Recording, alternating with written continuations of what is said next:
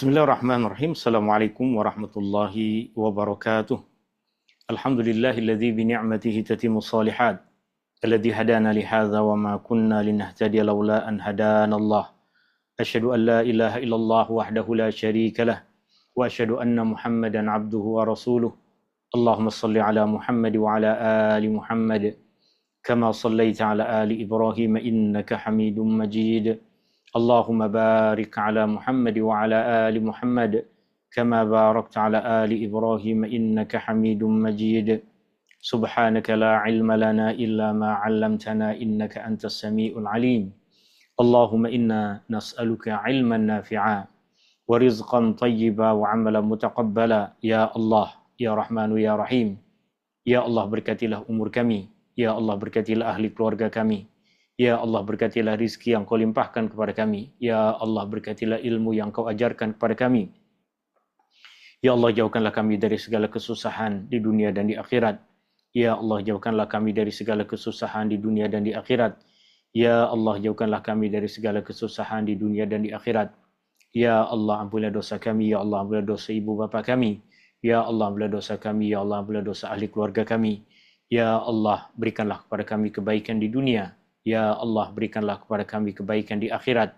Ya Allah, jauhkanlah kami dari api neraka. Rabbana atina fid dunya hasanah wa fil akhirati hasanah wa qina adzaban nar. Wa sallallahu ala nabi Muhammadin walhamdulillahi rabbil alamin. Tuan-tuan, puan-puan hadirin yang dirahmati Allah Subhanahu wa taala, kita sambung kembali kajian kita dalam tafsir ayat dan hikmah dari surah An-Nur, di mana tafsir Al-Imam Ibn Katsir adalah tafsir yang menjadi rujukan utama kita di dalam majlis ilmu ini.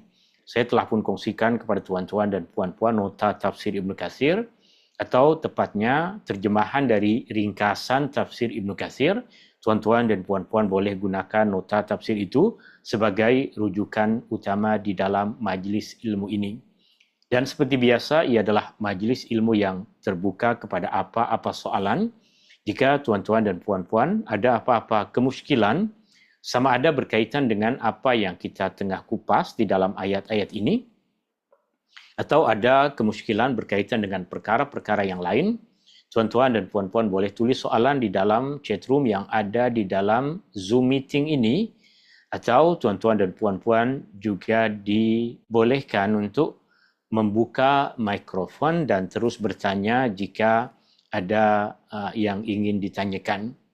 Dalam pertemuan kita di petang hari ini, insya-Allah kita akan mengupas ayat yang ke-23 sehingga ayat yang ke-25 dari surah An-Nur. Dan tiga perkara yang kita mahu capai, tiga perkara yang kita mahu dapatkan. Yang pertama, kita memahami maksud dari perkataan-perkataan yang Allah Subhanahu wa taala sebutkan di dalam ayat-ayat yang kita akan kupas. Yang kedua, kita boleh memahami huraian, kupasan, syarahan dari Al-Imam Ibn Katsir rahimahullahu taala. Dan yang ketiga, yang paling penting adalah kita boleh mengambil pengajaran, kita boleh mengambil hikmah dari ayat-ayat yang kita kupas, ayat-ayat yang kita pelajari, pengajaran-pengajaran dan hikmah-hikmah yang penting untuk dijadikan sebagai pegangan di dalam kehidupan kita. Tiga perkara yang kita mahu capai. Kita faham perkataan-perkataan yang Allah sebutkan di dalam ayat, kita faham kupasan Al-Imam Ibn Katsir, dan kita boleh mengambil hikmah dan pengajaran dari ayat-ayat tersebut, hikmah dan pengajaran yang penting untuk kehidupan kita. Surah An-Nur masuk dalam himpunan surah-surah Madaniyah, surah yang diturunkan di Madinah selepas Rasulullah SAW hijrah. Di dalam mushaf Al-Quran, ia boleh kita jumpai pada susunan yang ke-24. Tema utama dari surah An-Nur adalah agama yang Allah turunkan kepada Rasulullah untuk kita adalah cahaya yang menerangi diri kita, menerangi ahli keluarga kita, dan menerangi masyarakat kita. Dua isi kandungan utama dari surah An-Nur adalah yang pertama, mulai dari ayat 1 hingga ayat yang ke-26, Allah Subhanahu wa taala sebutkan perkara-perkara keji yang perlu kita jauhkan diri kita daripadanya. Perkara-perkara yang kita perlu lindungi diri kita daripada terjatuh kepada perbuatan-perbuatan itu. Sama ada ia adalah dosa yang dilakukan oleh seseorang atau dosa yang terjadi kerana kita menyebarkan dosa yang dilakukan oleh orang lain. Artinya perbuatan keji bukan saja orang yang melakukan perbuatan keji. Perbuatan keji juga ada pada orang yang menyebarkan berita tentang perbuatan-perbuatan keji itu. Isi kandungan yang kedua dari surah An-Nur adalah adab dalam rumah dan adab-adab di dalam masyarakat. Ini 3 ayat yang insya Allah kita akan kupas, 3 ayat yang kita akan pelajari, ayat-ayat yang nanti kita akan pelajari maksud dari setiap perkataan-perkataan yang ada di dalam ayat ini. 3 ayat yang kita nanti akan kupas bagaimana syarahan dari Al-Imam Ibn Katsir. 3 ayat yang nanti kita akan cuba untuk mengambil hikmah dan pengajaran penting berkaitan dengan kehidupan kita sebagai hamba Allah, kehidupan kita sebagai orang yang beriman, kehidupan kita sebagai bahagian di dalam masyarakat. Kita mula masuk pada ayat yang pertama, surah An-Nur, ayat yang ke-23. Surah An-Nur, ayat yang ke-23. Okey, sekejap.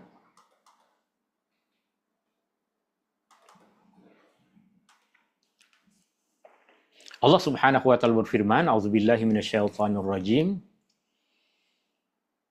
Innal ladzina yarmunal muhsanatil ghafilatil mu'minatil lu'inu fid dunya wal akhirah wa lahum 'adzabun 'azim. Inna bermaksud sesungguhnya, alladzina bermaksud yang, tapi kerana kita dah tahu bahawa perkataan alladzina lazimnya digunakan untuk orang ramai, maka dalam terjemahannya selalu kita terjemahkan ia dengan maksud orang-orang yang. Innal ladzina, sesungguhnya orang-orang yang, yarmuna, melemparkan, perkataan yarmuna, makna asalnya adalah melemparkan. Di dalam konteks ayat ini, ia digunakan untuk maksud melemparkan tuduhan berzina. Yarmuna, makna asal dari yarmuna adalah membaling, melempar, melontar. Itu makna asal dari perkataan yarmuna. Dalam konteks ayat ini, ia digunakan untuk maksud melemparkan tuduhan berzina ke atas orang lain. Yarmuna, maka ia kita terjemahkan dengan maksud menuduh. Ia kita terjemahkan di dalam terjemahan ini dengan maksud menuduh, tapi kita dah tahu apa makna asal dari perkataan tersebut dan kita dah tahu makna yang terhasilkan dari konteks ayat ini, yaitu melemparkan tuduhan zina. Al-Muhsanat, perkataan Al-Muhsanat, alif dan ta pada perkataan Al-Muhsanat, juga alif pada ta pada perkataan Al-Ghafilat, alif dan ta pada perkataan Al-Mu'minat adalah alif dan ta yang digunakan sebagai bentuk jamak, bentuk plural bagi feminin. Artinya, perempuan yang ramai perempuan, ketika kita nak ungkapkan satu perkataan berkaitan dengan mereka, selalunya dengan menambahkan alif dengan ta. Ini dah masuk dalam pertuturan kita dalam bahasa Melayu. Satu orang perempuan beriman kita namakan sebagai muslimah. Tapi jika ramai, ia akan jadi muslimat atau mukminat,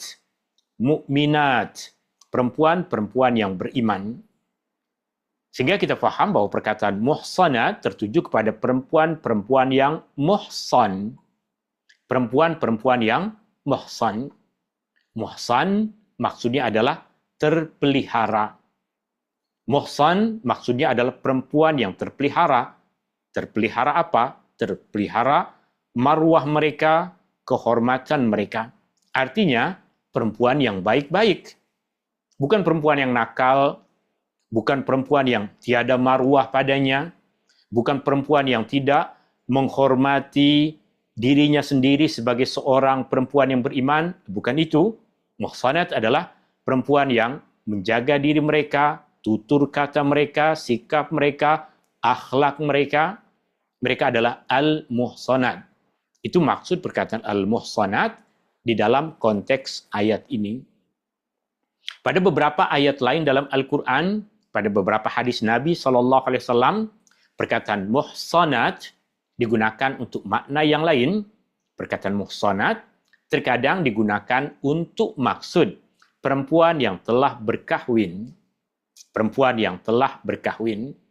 Tapi di dalam konteks ayat ini, ia difahami dengan maksud perempuan yang terpelihara kehormatannya. Perkataan selanjutnya adalah al-ghafilat. Al-ghafilat. Kita dah tahu apa fungsi dari alif dan ta di akhir perkataan al-ghafilat. Ia tertuju kepada ramai perempuan, al-ghafilat. Kemudian perkataan ghafil, makna asalnya adalah lalai. Makna ghafil, makna asalnya adalah lalai, tak tahu, tak ada kesengajaan. Itu makna ghafil. Orang yang lalai, orang yang tak tahu, orang yang tak ada intention, orang yang tak ada kesengajaan. Sebagai contoh, misalnya ketika kita tengah berjalan, kemudian kita terpijak sesuatu tanpa sengaja, perbuatan yang kita lakukan tersebut terjadi kerana kelalaian kita. Sebab kita tak melihat, sebab tak ada kesengajaan, tak ada niat untuk kita pijak benda itu. Apa yang terjadi pada kita, perbuatan yang terjadi pada kita tersebut adalah perbuatan yang terjadi kerana lalai, maka kita disifatkan sebagai orang yang lalai pada keadaan itu. Dalam konteks ayat ini, kerana ayatnya tengah menceritakan tentang perempuan yang dituduh melakukan perbuatan zina, padahal mereka adalah lalai. Maksud lalai di sini adalah mereka tak terfikir pun untuk melakukan perbuatan yang keji itu. Perempuan yang baik-baik, tak ada terfikir pun di dalam diri mereka untuk mencari jalan agar mudah melakukan perbuatan zina itu. Yang mereka fikirkan adalah ibadah kepada Allah. Yang mereka fikirkan adalah berbakti kepada suami. Yang mereka fikirkan adalah mendidik anak-anak. Yang mereka fikirkan adalah melakukan perbuatan yang baik kepada sesama manusia. Itu yang ada dalam fikiran mereka. Adapun perbuatan-perbuatan dosa tak terlintas pun di dalam fikiran mereka. Itu maksud dari perkataan al-ghafilat. Makna asal dari perkataan al-ghafilat adalah perempuan-perempuan yang lalai. Tapi lalai di sini kerana konteksnya menceritakan tentang tuduhan daripada melakukan perbuatan zina, maka ia mudah untuk kita fahami dari terjemahan ini, perempuan yang tidak terlintas memikirkan dosa dan kejahatan. Jika kita masuk dalam golongan seperti itu, tak terfikir pun bagaimana cara untuk melakukan perbuatan zina, untuk merompak, untuk mencuri, untuk melakukan perbuatan keji, tak terfikir pun di dalam diri kita, macam mana ya cara mudah agar saya boleh minum arak tapi tidak tertangkap oleh jawatan kuasa ke apa. Jika kita tak pernah terfikir untuk itu, berarti kita masuk dalam golongan yang dinamakan di dalam ayat ini sebagai orang yang lalai. Lalai daripada melakukan perbuatan-perbuatan keji ataupun dosa. Okey. Kemudian di sini ada soalan dari Puan Tisha yang perkataan terpelihara secara zahir dari mata kasar pandangan manusia atau contohnya adakah maksudnya adalah orang yang menutup aurat. Perkataan al-muhsanat, betul, perkataan muhsanat adalah orang yang terpelihara secara zahirnya. Maksudnya adalah mereka adalah kaum perempuan yang tidak menzahirkan diri melakukan dosa-dosa besar atau perkara-perkara yang dilarang di dalam agama. Tapi ia tidak bermaksud larangan kita untuk menuduh berzina hanya kepada perempuan-perempuan yang jika keluar rumah sempurna menutup aurat. Kepada semua orang yang beriman, kita dilarang untuk melakukan perkara itu. Tapi ayat ini, konteks ayatnya tengah mengupas tentang isu yang lain, isu yang berbeza yang nanti kita akan pelajari. Dan perkataan yang ketiga, al-muhsinat, al-ghafilat, al-mu'minat. Al-mu'minat maksudnya adalah orang-orang yang beriman. Perempuan-perempuan yang beriman. Innal ladzina, sesungguhnya orang-orang yang yarmuna, melemparkan tuduhan berzina ke atas. Al-muhsanat, perempuan-perempuan yang terpelihara marwah kehormatan mereka.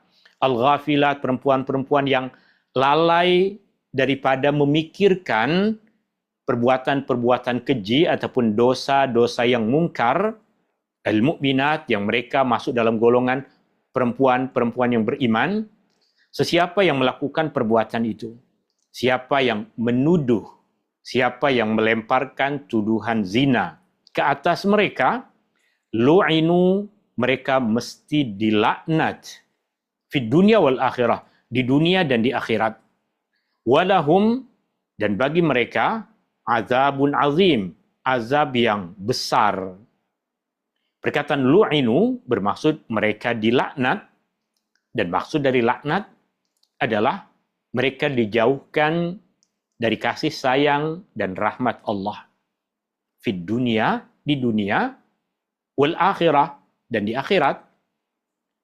Di dunia tentu di antara bukti nyata mereka jauh dari rahmat Allah adalah mereka menuduh perempuan yang baik-baik dengan tuduhan yang buruk.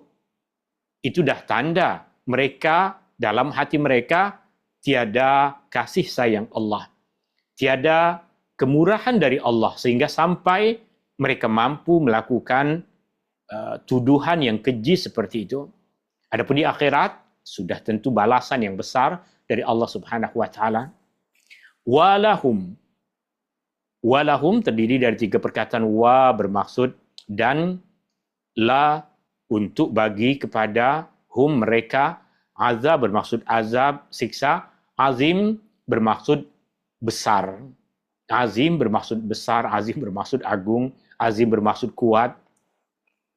Ini ayat pertama yang kita kupas dan alhamdulillah kita telah kupas satu persatu perkataan-perkataan yang ada di dalam ayat ini.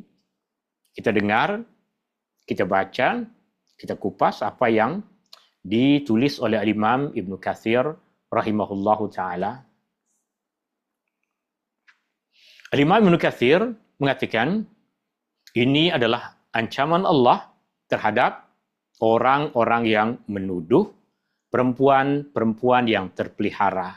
Perempuan-perempuan yang terpelihara artinya terpelihara marwah mereka, diri mereka daripada melakukan perbuatan-perbuatan yang keji. Dan lalai, perkataan ghafilah tadi, makna asalnya kita dah tahu lalai, iaitu tak terlintas pun, tak terfikirkan pun di dalam diri mereka untuk melakukan perbuatan-perbuatan keji itu, yang disebut secara umum. Ayat ini disebut secara umum, dan juga mereka adalah orang-orang yang beriman.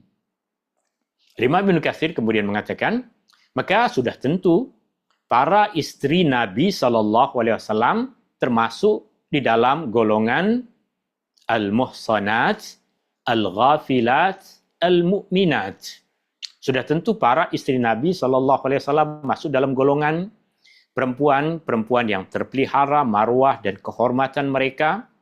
Para istri Nabi SAW, Allah sifatkan di dalam ayat ini sebagai perempuan-perempuan yang tidak terfikir pun di dalam fikiran mereka, di dalam hati mereka untuk melakukan perbuatan keji.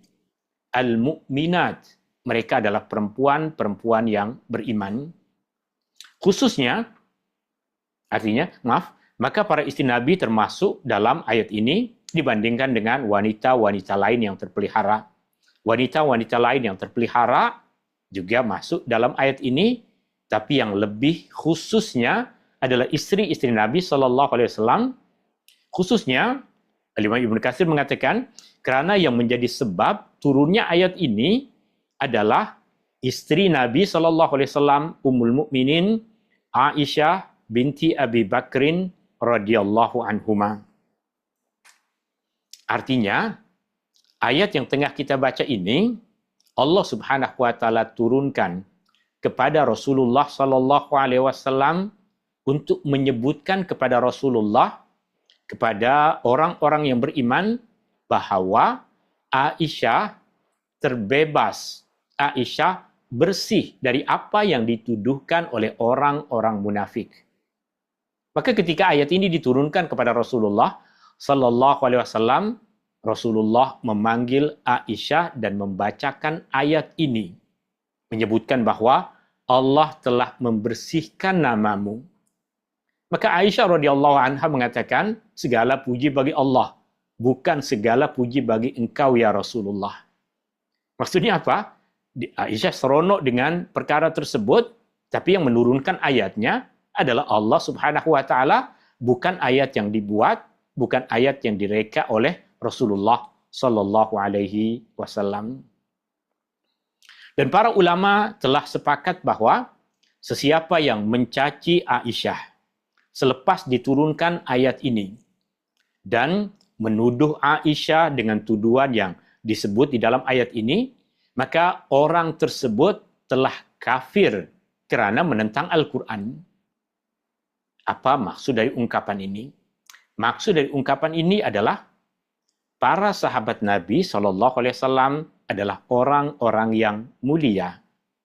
Tapi, jika ada sesiapa yang menuduh sahabat-sahabat Nabi SAW tertentu dengan tuduhan tertentu, maka orang yang menuduh tersebut boleh dikatakan sebagai orang yang terkeluar dari golongan Ahlus Sunnah wal Jamaah, kerana telah memburukkan sahabat Nabi. Tapi jika ada orang yang berani memburukkan Aisyah radhiyallahu anha, orang yang Rasulullah sallallahu alaihi wasallam telah sebutkan bahawa Allah turunkan ayat ini berkaitan dengannya, maka orang yang membuat tuduhan tentang Aisyah, dia telah kafir kerana dia telah menentang Al-Quran. Al-Quran menyebutkan di dalam ayat ini bahawa Aisyah masuk dalam golongan perempuan yang muhsanat, terpelihara kehormatannya. Al-Quran sebutkan di dalam ayat ini bahawa Aisyah masuk dalam golongan orang yang ghafilat, tidak terlintas di dalam fikirannya untuk melakukan perbuatan yang keji. Yang ketiga, Al-Quran menyebutkan bahawa Aisyah di dalam ayat ini masuk dalam golongan al-mu'minat, perempuan yang beriman. Maka sesiapa yang menyebarkan tuduhan tentang Aisyah, memburukkan Aisyah, mengkafirkan Aisyah, berarti dia telah menentang ayat yang nyata di dalam Al-Quran, dan orang yang menentang ayat Al-Quran bukan orang yang beriman. Sehingga dari kesimpulan itu kita akan tahu bahawa orang Rafidhah, golongan-golongan yang mereka sehingga sekarang suka menyebutkan keburukan tentang Aisyah, maka kita tahu bahawa mereka bukanlah orang yang beriman kepada ayat yang tengah kita kupas ini. Dan ini salah satu seperti yang ada dalam soalan, kenapa ayat ini, kenapa orang menganggap bahawa golongan Syiah terkeluar dari agama, tapi kena kita faham, tuan-tuan dan puan-puan. Syiah banyak kumpulan, banyak golongan, banyak orang. Golongan Syiah yang nyata terkeluar dari agama adalah golongan yang dengan nyata mengucapkan, dengan nyata mengucapkan bahwa Aisyah sama ada berzina ataupun telah kafir. Jika dengan nyata mengucapkan perkara itu, maka kita boleh tahu dengan nyata bahwa dia adalah orang yang menolak Al-Quran, maka dia bukan masuk dalam golongan orang yang beriman. Yang kedua, golongan Syiah yang dinyatakan sebagai orang yang telah kafir adalah golongan yang mengatakan bahwa Al-Quran yang ada pada kita adalah Al-Quran yang tidak lengkap, Al-Quran yang tidak sempurna, Al-Quran yang banyak kekurangan padanya. Jika sampai ada orang Syiah yang berani mengucapkan kata-kata seperti itu, maka kita tanpa ragu mengatakan bahwa dia adalah orang yang bukan masuk dalam golongan orang yang beriman. Kerana Al-Quran, satu kitab yang kita semua yakin, kitab yang terpelihara, tiada kekurangan padanya. Yang ketiga, golongan Syiah yang kita boleh dengan yakin dan pasti mengatakan telah terkeluar dari agama adalah golongan yang dengan tegas mengatakan bahwa Jibril telah tersilap menyampaikan wahyu. Sepatutnya bukan kepada Muhammad, tapi kepada orang lain. Sama ada kepada Ali ataupun kepada orang lain, jika dengan tegas mengucapkan kata-kata seperti itu, maka dah nyata bahwa ia adalah satu kekufuran, satu keingkaran orang yang mengucapkannya tidak masuk dalam golongan orang yang beriman. Tapi adakah semua Syiah seperti itu? Jawabannya tidak. Jawabannya tidak semua Syiah meyakini tiga perkara yang tadi kita sebutkan atau berlaku pada diri mereka tiga perkara yang kita sebutkan tadi. Maka jika soalannya adakah ini salah satu sebab kenapa kaum Syiah consider telah terkeluar dari Islam? Jawabannya tidak semua. Tidak semua, sebab Syiah ada banyak golongannya. Terlebih lagi misalnya ketika kita mengupas tentang golongan Syiah yang ada di Yaman. Golongan Syiah yang ada di Yaman sudah dapat dipastikan mereka tidak masuk dalam golongan yang 3 poin tadi kita sebutkan. Maka ikut kepada 3 poin yang kita sebutkan, mereka tidak masuk dalam golongan yang dinyatakan telah terkeluar dari keimanan. Wallahu ta'ala a'la wa alam. Kita masuk kembali kepada kupasan ini.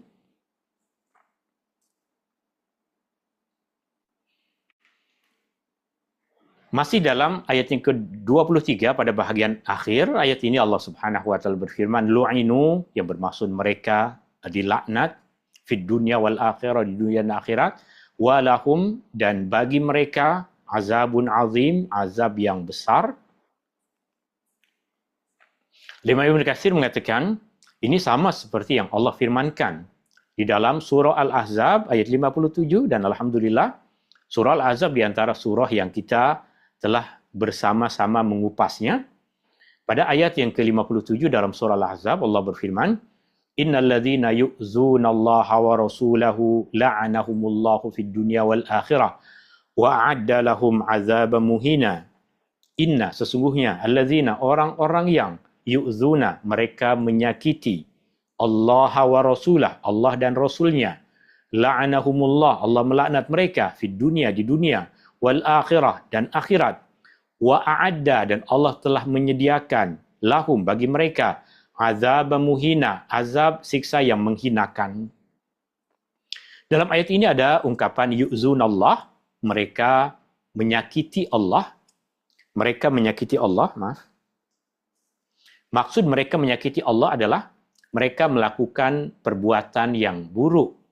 Melakukan perbuatan yang buruk, kederhakaan, dan dosa yang menghinakan Allah. Tapi perbuatan yang mereka lakukan tidak akan menyebabkan Allah menjadi sakit, tidak akan menyebabkan Allah menjadi terhina. Sebab perbuatan menghina dan menyakitkan seseorang sahaja, manusia sahaja, tak mesti menyebabkan orang yang dihina, orang yang disakiti menjadi terhina, menjadi sakit. Contoh, banyak orang menghina Rasulullah. Adakah Rasulullah jadi manusia yang terhina? Jawabannya tidak. Banyak orang yang menyakiti Rasulullah. Adakah Rasulullah sallallahu alaihi wasallam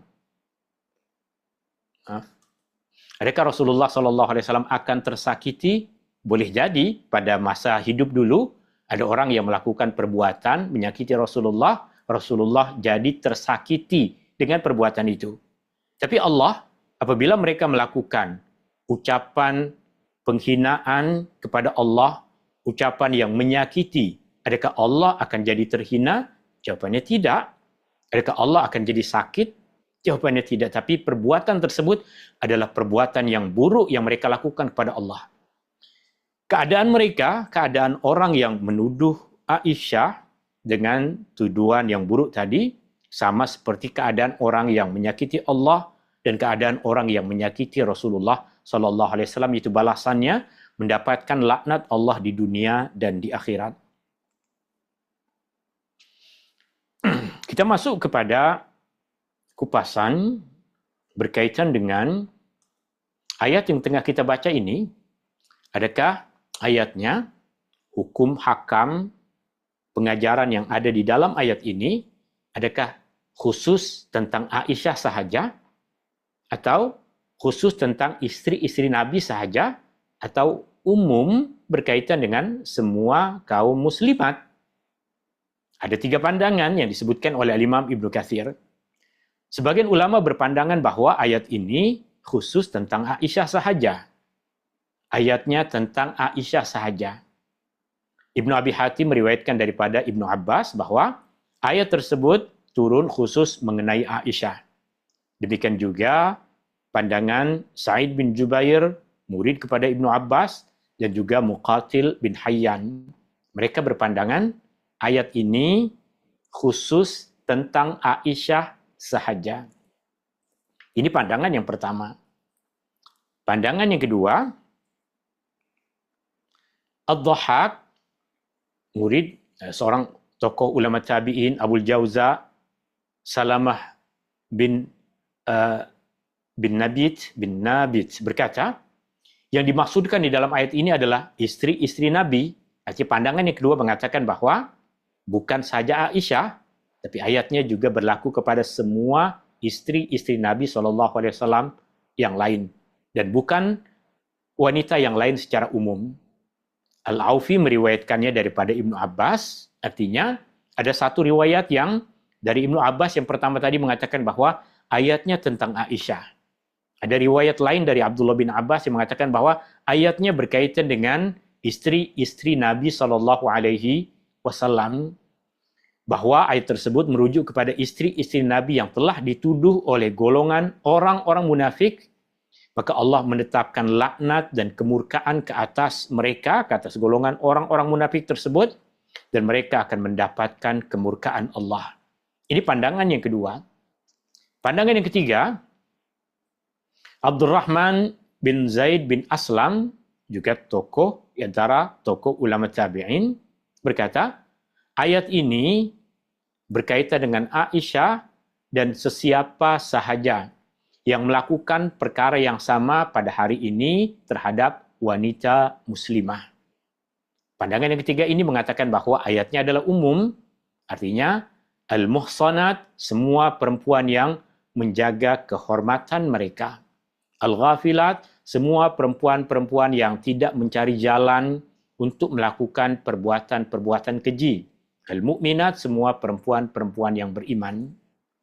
Maka ia mendapatkan ancaman seperti yang disebutkan oleh Allah. Semua yang menuduh perempuan muslimah manapun di sepanjang masa, di sepanjang zaman, di mana-mana tempat, maka mendapatkan ancaman seperti yang disebutkan di dalam ayat ini. Tetapi Aisyah adalah pemimpin kepada semua kaum muslimat dalam isu ini. Al-Imam Muhammad Ibn Jarir At-Tabari memilih pandangan ini, berpandangan bahawa ayat ini bersifat umum, dan Ibnu Katsir mengatakan ini pandangan yang tepat. Pandangan yang mengatakan bahawa ayat yang tengah kita pelajari ini bukan sahaja berkaitan dengan Aisyah, bukan sahaja berkaitan dengan istri-istri Nabi, bukan saja berkaitan dengan orang pada masa Rasulullah, tapi berkaitan dengan umum. Itu adalah pandangan yang tepat. Tapi perlu kita fahami, ayat ini diturunkan secara khusus berkaitan dengan Aisyah, sehingga isu tadi, isu orang yang menuduh Aisyah dengan tuduhan yang keji, yang dikatakan oleh Imam Ibnu Katsir, orang yang menuduh Aisyah dengan tuduhan yang keji, selepas ayat ini diturunkan, maka disifatkan sebagai orang yang tidak beriman kepada ayat Al-Quran. Sedangkan ke atas orang lain, jika sekarang ada orang menyebarkan berita tentang seorang perempuan yang baik-baik bahwa dia telah berzina atau dia telah melahirkan anak di luar nikah atau dia mengandung tanpa ada suami, siapa yang menyebarkan tuduhan itu, maka ia dosa besar tapi tidak jadi kafir, tidak jadi dikatakan sebagai orang yang telah keluar dari agama. Dan pandangan yang umum ini, pandangan yang mengatakan bahwa ayat ini berlaku pada semua orang, ini disokong oleh riwayat Ibnu Abi Hatim daripada Abu Hurairah radhiyallahu an, bahwa Rasulullah SAW bersabda. Teks hadis ini ada pada nota yang saya kongsikan kepada tuan-tuan dan puan-puan. Terjemahannya ada di situ, tapi tak cukup ruang untuk saya tulis terjemahannya di sini, maka kita baca dan kita terjemahkan langsung. Boleh jadi ayat terjemahannya tak cantik macam apa yang ada di dalam kitab. Rasulullah SAW bersabda, "Ijtanibu as-sab'a al-mubiqat." Hindarilah, jauhilah 7 perkara yang membinasakan. Kata Rasulullah, jauhkanlah diri kamu, hindarilah 7 perkara yang membinasakan. 7 perkara yang membinasakan ini maksudnya adalah dosa-dosa besar yang membawa kepada kebinasaan. Qila, dikatakan kepada Rasulullah, wa ma hunna ya Rasulullah, apa iya ya Rasulullah, apa 7 perkara yang membinasakan itu ya Rasulullah? Qal, Rasulullah SAW bersabda, asyirku billah, menyekutukan Allah. Wasihr, sihir, mengamalkan sihir. Wa qatlun nafsil lati harramallahu illa bilhaq, membunuh jiwa yang Allah haramkan kecuali dengan jalan yang benar. Wa aklu riba, memakan riba. Wa aklu malil yatim, memakan harta anak yatim. Yang keenam, wa tawalli yaumaz zahaf, melarikan diri dari medan perang. Dan yang ketujuh adalah wa qadhful muhsanatil ghafilatil mu'minat, melemparkan tuduhan berzina ke atas perempuan-perempuan yang terpelihara kehormatannya, yang tidak terfikir untuk melakukan dosa-dosa yang keji, dan mereka adalah perempuan-perempuan yang beriman. 7 dosa besar disebutkan oleh Rasulullah sallallahu alaihi wasallam. Di antara 7 dosa besar yang membinasakan itu, yang ketujuh apa yang sama bunyinya dengan apa yang ada dalam hadis ini, dalam ayat yang kita kupas. Ia bermaksud ayatnya bukan khusus berkaitan dengan Aisyah sahaja, tapi ia berkaitan dengan Aisyah dan semua perempuan-perempuan beriman yang lain, sama ada istri Nabi SAW ataupun perempuan-perempuan yang lain. Yauma tashhadu alaihim alsinatuhum wa aydihim wa arjuluhum bima kanu ya'malun. Yauma, hari atau pada hari. Yauma, hari atau pada hari. Dari mana perkataan pada? Perkataan pada kita fahami dari baris fathah pada perkataan yaum. Yauma, pada hari. Kerana jika diberikan baris fathah, ia menunjukkan keterangan masa. Jika barisnya kita tukar menjadi yaumun, tashhadu alaihim alsinatuhum, yaumun, maka ia akan diterjemahkan dengan maksud ini adalah satu hari. Tapi ketika ia berbaris fathah, yauma, maka ia digunakan sebagai keterangan masa yang kita terjemahkan dengan maksud pada hari. Yauma, pada hari. Tashhadu alaihim, bersaksi ke atas mereka, alsinatuhum, lidah-lidah mereka, wa aidihim, tangan-tangan mereka, wa arjuluhum, kaki-kaki mereka, bima, dengan apa, kanu yang mereka dahulu, ya'malun, mereka buat, mereka lakukan. Atau kita terjemahkan di sini dengan maksud, pada hari lidah mereka, tangan mereka, serta kaki mereka menjadi saksi terhadap diri mereka sendiri tentang segala yang mereka lakukan. Al-Imam Ibnu Abi Hatim meriwayatkan daripada Ibnu Abbas berkaitan dengan ayat yang ke-24 ini, bahwa orang-orang musyrik di hari kiamat nanti, pada hari hisab nanti, apabila mereka melihat bahwa hanya orang-orang yang sholat yang akan masuk ke dalam syurga, hanya orang-orang beriman yang mendirikan salat yang akan terus masuk ke dalam syurga, maka mereka berkata, mari kita ingkari, maksudnya, mari kita berdusta, mari kita ingkari apa yang dituduhkan kepada kita.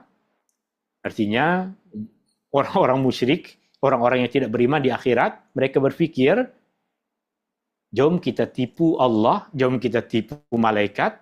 Ketika ditanya, kita jawab dengan jawaban yang lain. Ketika ditanya, adakah engkau beriman? Jom kita jawab bahwa kita beriman. Adakah engkau salat? Jom kita jawab bahwa kita salat. Tapi keadaan di akhirat tak macam itu. Keadaan di akhirat tidak seperti keadaan di dunia yang manusia boleh berdusta, manusia boleh berbohong, manusia ada yang menipu. Maka mereka pun mengingkari. Maknanya mereka cuba untuk mengingkarinya. Lalu Allah mematerai mulut mereka. Allah tutup mulut mereka dan tangan serta kaki mereka menjadi saksi terhadap apa yang dituduhkan kepada mereka. Mereka tak dapat menyembunyikan apapun dari Allah Subhanahu wa Ta'ala. Qatadah berkata, seorang tokoh ulama tabi'in, Qatadah, beliau memberikan nasihat kepada kita. Wahai anak Adam, nasihat untuk kita dari Qatadah. Wahai anak Adam, demi Allah, sesungguhnya pada tubuh badanmu ada saksi-saksi yang tidak akan berdusta. Maka, awasilah mereka, awasilah tubuh badanmu daripada melakukan dosa, sebab mereka akan menjadi saksi, dan bertakwalah kepada Allah dalam keseorangan dan dalam keramaian. Masa tengah seorang diri, takwa kepada Allah. Masa tengah bersama dengan orang lain, bertakwalah kepada Allah. Kerana tiada sesuatu pun yang tersembunyi daripadanya. Tak dapat kita menyembunyikan sesuatu apapun dari Allah. Dan rahasia baginya, kegelapan baginya adalah terang. Sesuatu yang kita nampak gelap, orang tak boleh tengok, bagi Allah ia adalah terang. Dan rahasia bagi Allah adalah nyata. Apa yang kita rahsiakan, apa yang kita rasa orang tak boleh kesan, bagi Allah ia adalah perkara yang nyata. Maka sesiapa yang mampu mati dalam keadaan berbaik sangka kepada Allah Subhanahu wa Ta'ala, hendaklah dia lakukan. Berbaik sangka kepada Allah, kita yakin dosa yang kita dulu lakukan, Allah telah memberikan ampunannya sebab kita telah bertaubat. Kita berbaik sangka kepada Allah bahwa ibadah yang kita lakukan, Allah terima sebab kita lakukan ini kerana Allah, bukan kerana manusia. Tiada daya dan kekuatan melainkan dengan Allah. Ayat yang terakhir, ayat yang ke-25. Yauma idzi yuwaffihimullahu dinahumul haqq wa ya'lamuna annallaha huwal haqqul mubin. Yauma idzin, pada hari itu. Ungkapan yauma idzin memang bermaksud pada hari itu. Yuwaffihimullah, Allah menyempurnakan bagi mereka. Yuwaffi, menyempurnakan. Him bermaksud mereka. Allah bermaksud Allah. Yuwaffi himullah. Allah menyempurnakan bagi mereka. Dinahum, balasan mereka. Perkataan din di dalam Al-Quran sebahagian digunakan untuk maksud agama, sebahagian digunakan untuk maksud balasan. Maliki yaumiddin, Raja hari pembalasan. Ad-din boleh bermaksud agama dalam Al-Quran, dan ad-din dalam Al-Quran juga terkadang digunakan untuk maksud balasan. Dan makna asal agama adalah balasan. Sebab agama, ia bermaksud Allah janjikan balasan kepada manusia ke atas keimanan dan amal perbuatan yang dia lakukan. Allah sempurnakan bagi mereka balasan mereka yang benar. Dinahumul haq, balasan mereka yang benar. Artinya orang yang buat baik dapat baik, orang yang buat buruk dapat buruk. Wa ya'lamun, dan pada hari itu mereka akan mengetahui annallah, bahawa sesungguhnya Allah huwa, dialah al-haqqu, yang maha benar, al-mubin, lagi nyata. Maha benar dan maha nyata, sudah tentu Allah Subhanahu wa taala maha benar, maha nyata, dan di antara yang nyata dari Allah Subhanahu wa taala pada hari hisab, pada hari perhitungan amal perbuatan adalah keadilannya. Sahabat Nabi Ibnu Abbas mengatakan dinahum, yang bermaksud hisab mereka, balasan mereka. Ibnu Abbas mengatakan setiap kali disebutkan dalam Al-Quran perkataan dinahum, maka ia bermaksud hisab mereka, balasan mereka. Wa ya'lamuna, dan mereka akan mengetahui annallah, bahawa sesungguhnya Allah huwa, dialah al-haqqul mubin, yang maha benar, yang nyata. Nyata keadilannya dalam menghisab. Maksudnya janji dan ancaman serta hisabnya adalah keadilan yang tiada kezaliman padanya, keadilan yang tiada penganiayaan padanya. Sudah tentu ia adalah nyata bagi Allah Subhanahu wa taala. Tuan-tuan dan puan-puan yang dirahmati Allah Subhanahu wa taala, larangan yang ada dalam ayat ini, dalam soalan, adakah amaran ini untuk semua lelaki dan perempuan ya, yang melemparkan tuduhan kepada istri-istri Nabi SAW, kaum munafik, ada lelaki, ada perempuan, dan yang terbawa-bawa di antara orang yang beriman pun ada lelaki dan ada yang perempuan. Larangan tersebut berlaku kepada lelaki dan perempuan, dan menuduh perempuan, menuduh lelaki sama dosa besar. Tapi yang kita faham tadi, ayat ini secara khusus diturunkan berkaitan dengan Aisyah. Makna ayat ini secara umum berlaku kepada semua kaum muslimah yang lain. Dan terakhir, dari apa yang kita kupas, di antara pengajarannya adalah tiada sesiapa yang mampu menyembunyikan dosa, kerana Allah Maha mengetahui, Allah Maha adil. Setiap hisab akan disempurnakan dengan kebenaran. Banyak orang yang terlepas dari mahkamah dunia. Banyak orang yang melakukan penganiayaan, kezaliman, terlepas dari mahkamah dunia. Macam mana boleh terlepas? Sebab kekurangan saksi, kekurangan bukti, susah manusia nak korek saksi bukti. Tapi Allah Maha mengetahui, jika di dunia orang yang teraniaya tidak mendapatkan keadilan, sudah tentu di akhirat nanti Allah akan memberikan keadilan yang tepat. Allah memberikan keadilan yang betul. Allah Subhanahu wa taala memberikan keadilan yang tidak akan menzalimi sesiapapun. Pengajaran yang kedua, lidah ringan untuk melemparkan tuduhan. Tuduhan yang ringan tersebut diucapkan oleh lidah boleh membawa kepada kebinasaan dan kehancuran yang abadi di akhirat. Hati-hati dalam berbicara, hati-hati dalam menyebarkan berita, hati-hati dalam mempercayai apa yang ada di media sosial sana. Terima kasih tuan-tuan dan puan-puan yang telah hadir dalam majlis ini. Semoga 3 perkara yang tadi kita sebutkan di permulaan kita boleh capai. Yang pertama, kita faham perkataan-perkataan dari ayat ini. Yang kedua, kita tahu dan faham apa yang dikupas dan disampaikan oleh Imam Ibnu Katsir. Dan yang ketiga, ada pengajaran yang boleh kita pegang, jadikan panduan di dalam kehidupan kita sebagai orang yang beriman. Terakhir, pesan dari Bi'ana Home Quran, tuan-tuan dan puan-puan dah mengaji. Jika sudah, Alhamdulillah, jika ada sesiapa di antara tuan, puan, adik, kakak, abang, atuk, nenek, anak, cucu yang ada kesusahan untuk membaca Al-Quran, insya Allah kami di Bi'anahum Quran ada guru-guru yang insya Allah mesra kanak-kanak boleh mengajar sama ada datang ke rumah atau secara online atau boleh datang ke center kami di Kota Damansara. Syukran. Hadani Allah wa iyyakum ajma'in. Subhanakallahumma wa bihamdika asyhadu an la ilaha illa ant astaghfiruka wa atubu ilaik. Syukran. Assalamualaikum warahmatullahi wabarakatuh. Waalaikumsalam warahmatullahi wabarakatuh. Terima kasih Ustaz. Syukran. Jazakumullah khairan.